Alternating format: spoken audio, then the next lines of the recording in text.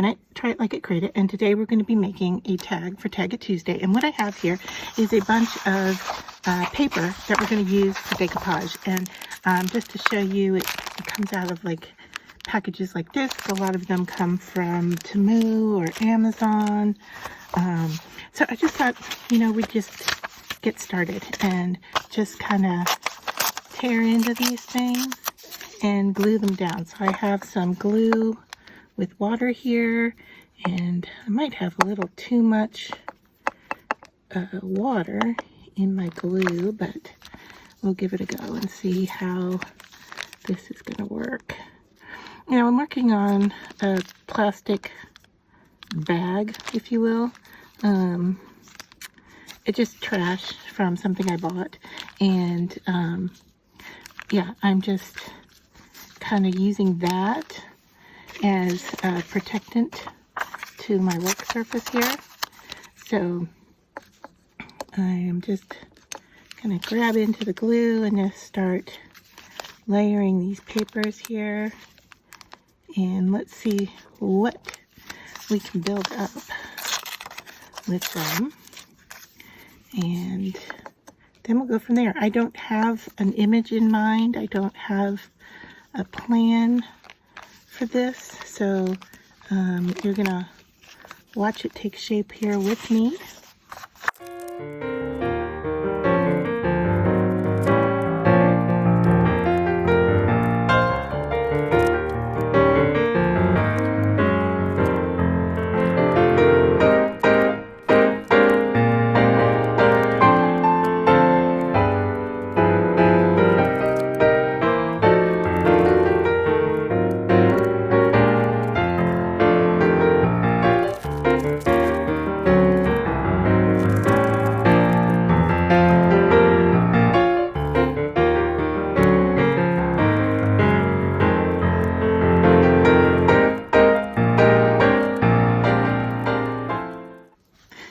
I think that's going to be it for our collage base, and I am just going to now kind of get this dry, and then we'll come back and do our next step.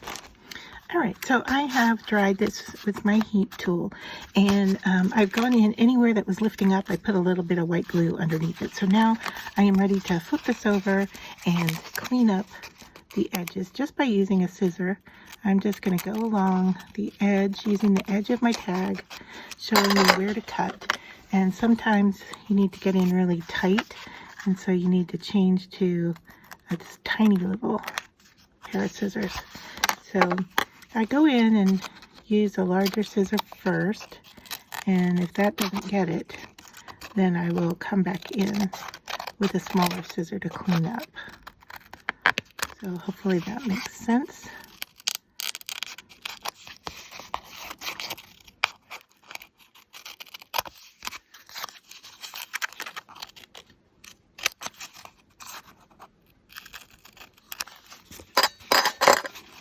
Alright, so just a little bit of cleanup here.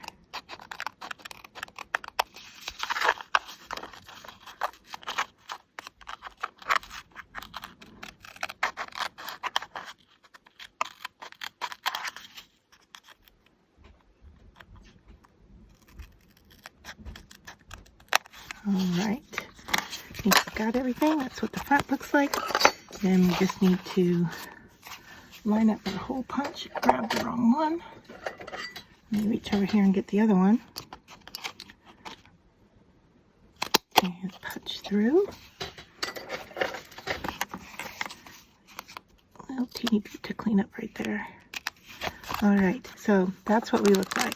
I went through and thought, okay, I have this, it's just on copy paper, and I thought, oh, I could put that on there, but it's so white in comparison.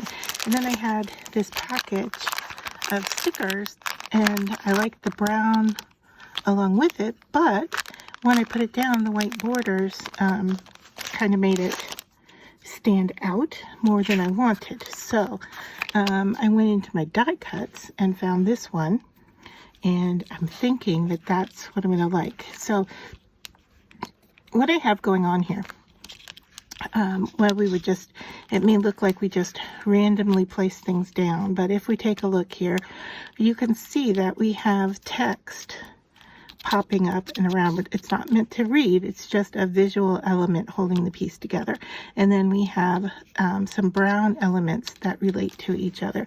The polka dot is carried through. The grid is carried through. And then we have this kind of pink rose color, and that's why I grabbed this, because I think that is gonna balance with those. It's a little bit brighter than those. I'm okay with that because it's gonna, you know, show up on the paper a little bit more than if we went with a pink color. But just now where to place it, I think there's a lot of activity right here with the text. So I'm thinking somewhere down in this area, I kind of like it off at an angle because everything is, you know, kind of angular. I think that's kind of boring. I'm thinking this is what we're going to do here.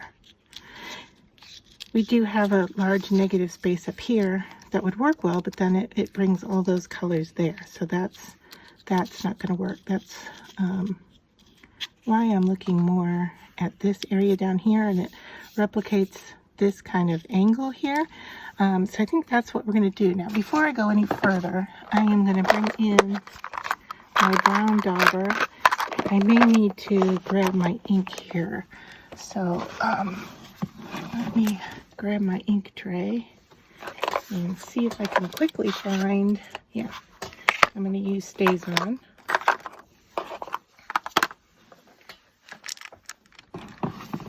And put that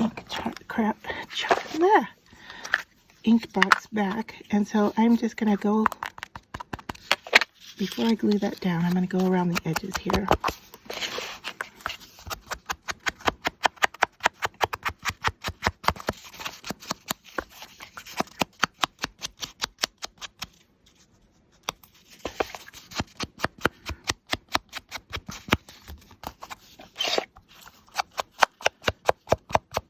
Now this Stays On ink, if you can see here as I'm putting it on, it's brown, but it does have a more, it's called chocolate brown, but it has a more red base to it than Vintage Photo. And for this application, that red is going to look really nice on here.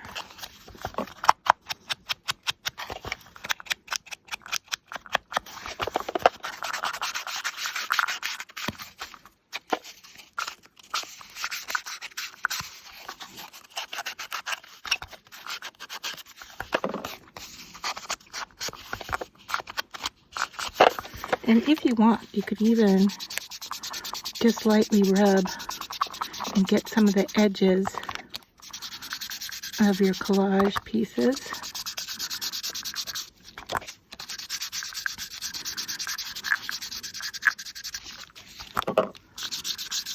To get some of that ink.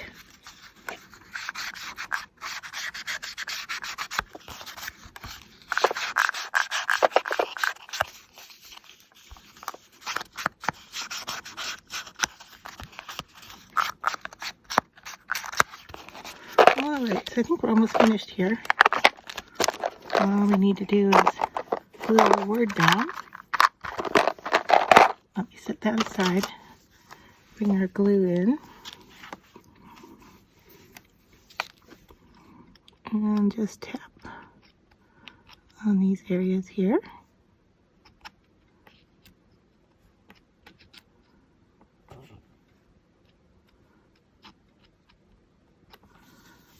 Alright, okay, over here, go at an angle, bring in my cloth, wipe up any excess glue that came to the front. Alright, so I'm going to call that finished. Oops, I got a little lifting here. I'm going to slide underneath there and get that to glue down. Alright, so I think I'm going to call that's finished, unless I want to do some splattering of ink on there. But yeah, I think I like what we have, and maybe, let me look and see. I may just do a little bit of gold on here. All right, so what I have brought in is this gold watercolor paint, and it's called reddish gold. It's in a ceramic tray. It's Japanese, and I'll put a link to it down below. And I'm just going to use my bamboo brush here and grab